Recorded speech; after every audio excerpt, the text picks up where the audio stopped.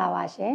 ဆရာမတို့ NLA အနေနဲ့ ACCA Part 2 Intensive Block တန်းခွဲကိုစတင်ဖွင့်လှစ်တော့မှာဖြစ်ပါတယ်ဒီတန်းခွဲကိုဖွင့်ရတဲ့ရည်ရွယ်ချက်က ACCA Part 2ကိုမြန်မြန်ပြီးမြောက်အောင်မြင်ခြင်းတဲ့သူတွေအတွက်ရည်ရွယ်ပြီးတော့ဖွင့်လှစ်ပေးတဲ့အတန်းဖြစ်ပါတယ်ဒီတန်းခွဲမှာသင်ကြားမယ့်စနစ်ကတော့ ACCA Part 2ရဲ့တဘာသာရဲ့ချင်းစီကို focus ထားပြီးတော့ဖြည့်ဆို့အောင်မြင်နိုင်ဖို့ရအတွက်ရည်ရွယ်ပြီးတော့သင်ကြားပေးသွားမှာဖြစ်ပါတယ်ခုဆရာမတို့ရဲ့ Intensive Block Part 2တန်းခွဲမှာ6ဘာသာလုံးကိုတစ်နှစ်ခွဲ package နဲ့အပ်လို့ရသလိုတဘာသာချင်းစီအလိုက်လည်းအနံ့လို့ရပါတယ်တဘာသာချင်းစီရဲ့ကုန်ကျစရိတ်အနေနဲ့ဆိုရင်တော့ Part 2 Campus တဘာသာကို4သိန်းခွဲနဲ့ online ဆိုရင်3,600,000နဲ့လည်းအနံ့လို့ရပါတယ်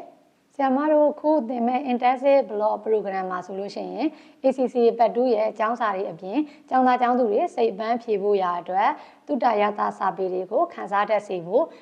activity ဆိုတဲ့အချိန်လေးတွေကိုလည်းပဲထည့်သွင်းသင်ကြားပေးသွားမှာဖြစ်ပါတယ်ရှင်။ဒါကြောင့်မို့ ACCA Part 2ကိုအချိန်တူတူနဲ့ပြီးမြောက်ပြီးတော့ ACCA UK ကပေးတဲ့ Advanced Diploma in Accounting and Business ကိုအချိန်တိုအတွင်းရရှိဖို့ဆိုရင်ဆရာမတို့ NLA ကဖွင့်လှစ်တဲ့ ACCA Part 2 Intensive Block ကိုလာရောက်တက်ရောက်ကြဖို့ဖိတ်ခေါ်လိုက်ရပါတ